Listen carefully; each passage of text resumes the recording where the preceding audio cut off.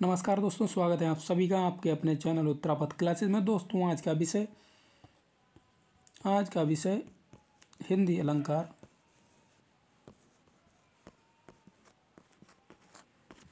पर चर्चा करें। बहुत महत्वपूर्ण है। यहाँ से हर एग्जाम में क्वेश्चन देखने को मिलता है। अलंकार पूछा जाता है, यह कौन सा अलंकार है, और ऐसे क्वेश्चन पूछे जाते हैं। तो दोस्तों देख लेते हैं अलंकारों पे। दोस्तों अगर अभी तक आपने चैनल को सब्सक्राइब नहीं किया तो सब्सक्राइब कर लें और बेल आइकन को प्रेस कर लें।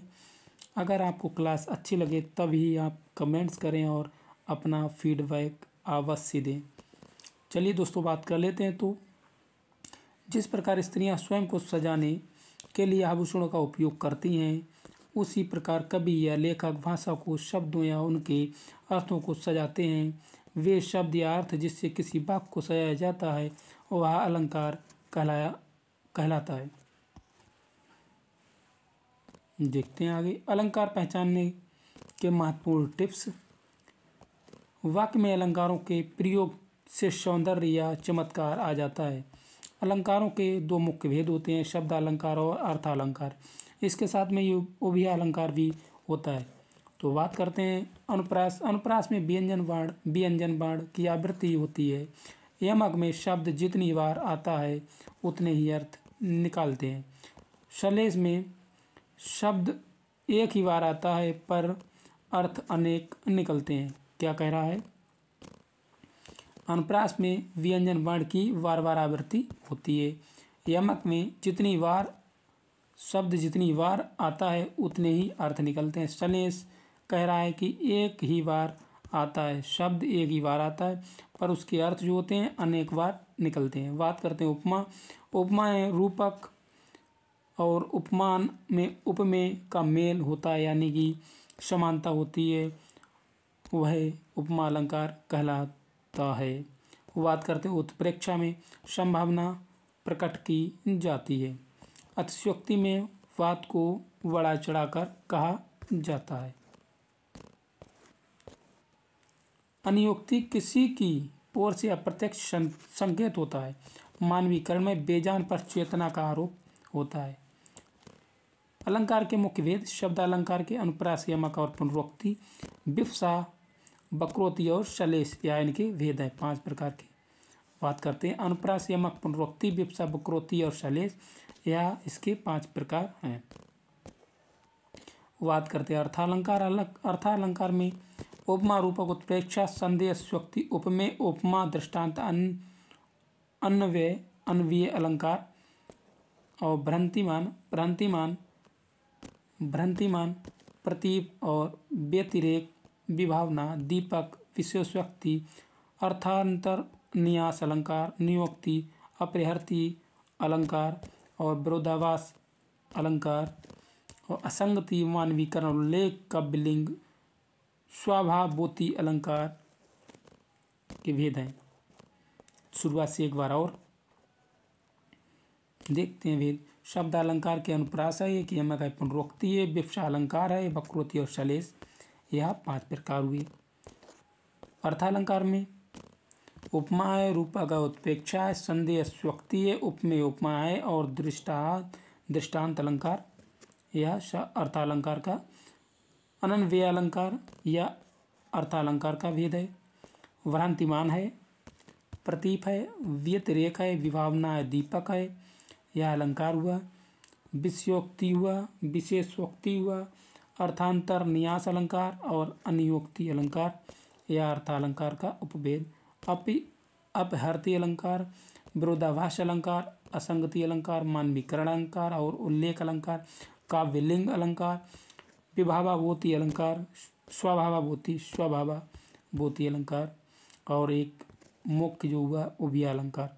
दोस्तों अब एक एक की बात करते हैं। शब्द अलंकार की बात करते हैं। जहाँ शब्दों के कारण शोभा बढ़ जाए वहाँ शब्द अलंकार होता है। अर्थात जिस अलंकार में शब्दों का प्रयोग होने से चमत्कार हो जाता है और उन शब्दों की जगह पर समानार्थी शब्द को रखने से वो चमत्कार समाप्त हो जाता है, वह शब्द अलंकार कहलाता है।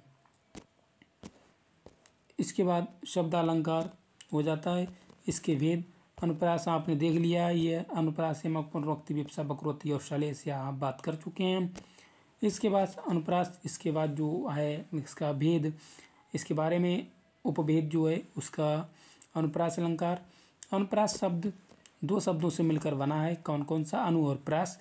जहाँ पर अनु का अर्थ है उसको बार बार और प्रास का अर्थ होता है वर्ण। जहाँ जहाँ वर्ण की बार बार आवृत्ति हो वहाँ पर अनुप्रास अलंकार आएगा। बात करते हैं जहाँ पर एक वर्ण की बार बार आवृत्ति हो वह अनुप्रास अलंकार कहलाएगा। अक्षर कई बार आए अनुप्रास अलंकार कहलाता है या होता है। चंदन ने चमेली को चम्मच से चॉकलेट चटाई। क्या कह रहा है? चंदन ने चमेली को चम्मच से चॉकलेट चटाई। बात कर रहा है चा, चा और चा और चा और चा, चार चा की बार बार आवृत्ति होगी। कौन सा वर्ण है ये? चा की बार बार आवृत्ति हो रही, इसलिए यह अनुप्रास अलंकार होगा यहाँ पर। तो यह होगी इसकी ट्रिक। देखते जाएं दोस्त, बहुत महत्वपूर्ण होगा। अनुप्रास के बाद शेकानुप्रास, इसका भेद हुआ है। वर्तांत अनुप्रास, लाटा और अंत्यानुप्रास, अंत्यानुप्रास, श्रुत्यानुप्रास या इसके उपभेद। और इसके बाद छेकानुप्रास की बात करते हैं। छेकानुप्रास में जहाँ पर एक वर्ण या अक्षर दो बार आए वहाँ छेकानुप्रास होता है। जैसे 14वीं का चांद हो या आफताब हो, जो भी हो तुम खुदा की कसम लाजवाब हो। क्या कह रहा है? 14वीं का चांद हो या आफताब हो, जो भी हो खुदा की कसम लाजवाब हो। तो कौन कौन सा वर्ण दो बार आवृत्ति हुआ? चा और चा, तो ये हो जाएगा छेकानुप्रास। इसके बाद आता है वृत्त्यानुप्रास। वृत्त्यानुप्रास, वृत्त्यानुप्रास जहाँ पर एक वर्ण या अक्षर दो से ज़्यादा बार आए वहाँ पर वृत्त्यानुप्रास अलंकार होता है। चंदन ने चमेली को चम्मच से चटनी चटाई। चा और चा, इसलिए यह हो जाएगा वृत्त्यानुप्रास। लाटानुप्रास की बात करते हैं। जहाँ पर एक शब्द कई बार आए पर उसका अर्थ एक ही हो पर वाक्य का अर्थ बदल जाए वहाँ लाटानुप्रास अलंकार होता है। क्या कह रहे हैं? धीरे धीरे से मेरी जिंदगी में आना, धीरे धीरे से दिल को चुराना। यहाँ धीरे धीरे क्या हो रहा है? जिंदगी में आना, उधर दिल को चुराना, तो यह लाटानुप्रास हो जाएगा।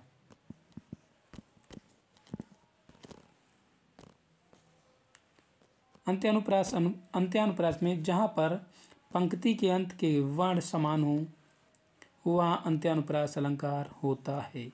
क्या कह रहा है? जहाँ पर पंक्ति के अंत के वर्ण समान हो वहाँ अंत्यानुप्रास अलंकार होता है। क्या कह रहा है? सनम और सनम दोनों अंत वाले वर्ण एक समान है, तो इसलिए यह अंत्यानुप्रास होगा। तुझे देखा तो यह जाना सनम, प्यार होता है दीवाना सनम।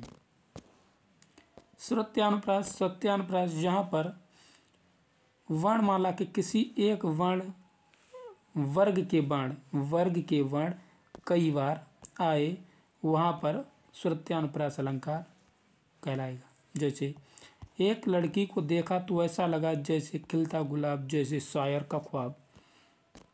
तो देख लीजिए कौन कौन से वर्ण आते हैं। का, खा, गा, तो ये कि जैसे का, खा, गा, घा आपने पढ़ा होगा। का, चा, टा और ता, पा, तो का, खा, गा, घा, चा, छा, जा, झा, टा, ठा, इसमें ऐसे आपने पढ़ा होगा। तो यह श्रुत्यानुप्रास अलंकार कहलाएगा। इसके बाद यमक की बात करते हैं। जहाँ पर एक शब्द कई बार आए और उनका अर्थ अलग अलग हो, यह यमक अलंकार कहलाता है। जैसे कनक कनक ते सौगुनी मादकता दिखाए, वा खाए बौराए नर, वा पाए बौराए। कनक एक सोना और दूसरा धतूरा।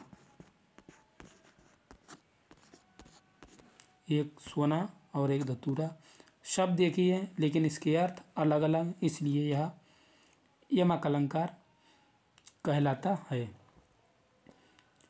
दूसरा उदाहरण अपने आप पढ़ लेना, इसके बाद बात करते हैं श्लेष अलंकार। जहाँ पर कोई एक शब्द एक ही बार आए परंतु उसके अर्थ अलग अलग निकले, वहाँ पर श्लेष अलंकार कहलाएगा। जैसे रहीमन पानी राखिए बिन पानी सब सून, पानी गए ना उबरे और मोती मानस चून। पानी और पानी एक किसके लिए बात कर रहा है, एक किसके लिए बात कर रहा है, तो इसलिए यह अलंकार हो जाएगा श्लेष, चिपका हुआ जिसे बोलते हैं, तो यह श्लेष अलंकार कहलाता है। इसके बाद पुनरुक्ति अलंकार।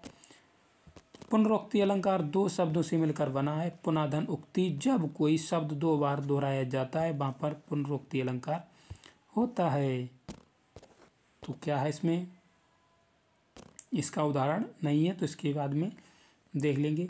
विवक्षा अलंकार, जब आदर हर्ष और शोक, क्या करा, जब आदर और हर्ष और शोक विस्मयादि बोधक आदि भावों को प्रभावशाली रूप से व्यक्त करने के लिए शब्दों की पुनरावृत्ति हो वहाँ पर विवक्षा अलंकार कहते हैं, आता है, कहते हैं।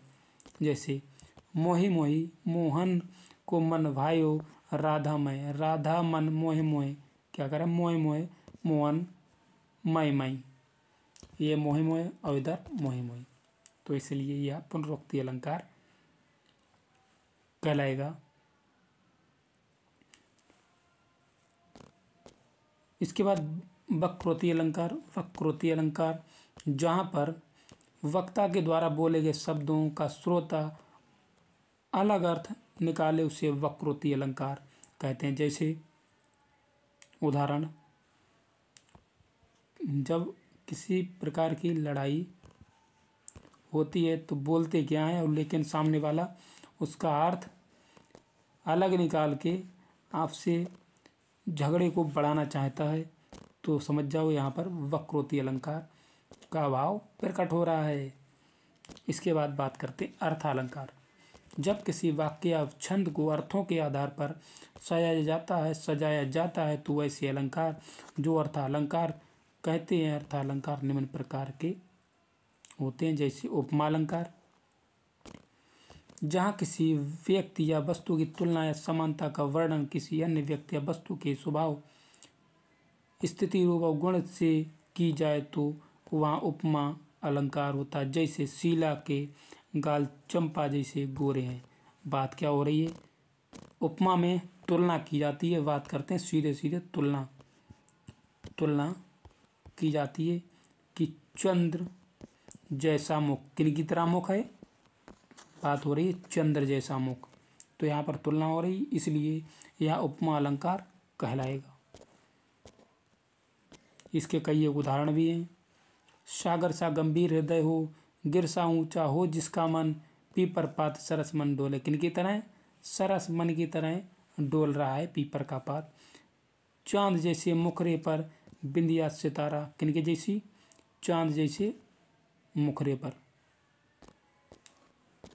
इसके बाद इसके चार अंग हैं। जैसे उपमेय, क्या है उपमेय, वो भी आप देख लें। जब किसी व्यक्ति या वस्तु की तुलना की जा रही हो, जब किसी व्यक्ति या वस्तु की तुलना की जा रही हो वहाँ पर उपमेय होगा। बात उपमान की है, जिस व्यक्ति या वस्तु से तुलना की जाए। अगर किसी से व्यक्ति की तुलना की जा रही है, चंद्र से अगर तुलना की जा रही है चंद्र से, तो वह उपमान कहलाएगा। और जिससे तुलना जिसके लिए की जा रही है वह उपमेय होगा। बात करते सामान्य। धर्म वह गुण है जिससे दोनों व्यक्ति या वस्तु की तुलना की जाए। वाचक शब्द क्या है, वह शब्द जो तुलना करने के लिए उपयोग हो रहा हो। जैसे सासी से, सारिस्ते आदि, यह वाचक शब्द कहलाएंगे। रूपक अलंकार, रूपक की बात करते हैं तो जहाँ पर उपमेय और उपमान में कोई अंतर ना दिखाई दे वहाँ पर रूपक अलंकार होता है। अर्थात जहाँ पर उपमेय और उपमान के बीच के भेद को समाप्त करके उसे एक कर दिया जाता है वहाँ पर रूपक अलंकार होता है। जैसे ये रेशमी जुल्फें, ये शरबती आंखें, इन्हें देखकर जी रहे हैं सभी। इसका मतलब ये जुल्फें हैं, ये रेशमी हैं, बल्कि इनकी जैसे नहीं है, ये हैं ही रेशमी। आंखें शरबती हैं, ऐसा नहीं है कि कह रहा है इनकी जैसे हैं। अगर बिल्कुल वही बता दिया जाए कि पीछे उपमा अलंकार में कहा है मुख चंद्र जैसा, अगर कहने लगे कि बिल्कुल मुख जो है चंद्र ही है तो वहाँ पर रूपक अलंकार कहलाएगा। इसका उदाहरण, चरण कमल बंदौ हरिराई, सब प्राणियों के मत मनो मनो मनो मयूर आहा नचा रहा है। इसके कई एक उदाहरण है, पढ़ लेना। इसके बाद हम बात करते हैं उत्प्रेक्षा अलंकार की। उत्प्रेक्षा अलंकार जहाँ उपमेय में उपमान की संभावना प्रकट की जा रही है, जहाँ पर उत्प्रेक्षा अलंकार होता है इसमें मनो, मानो, मनु, जानो, जनु आदि शब्द लगे रहते हैं। जैसे उस काल मारे क्रोध के तनु, आ गया तनु, कांपने उनका लगा, मानव हवा के जोर से सोता हुआ सागर जगा। तो क्या करा, तनु आ गया, यहाँ पर मानो आ गया, तो मानो, मनु, जानो, जनु आदि शब्द जहाँ पर दिखें वहाँ पर उत्प्रेक्षा अलंकार लगा देना, ठोक के चले जाना।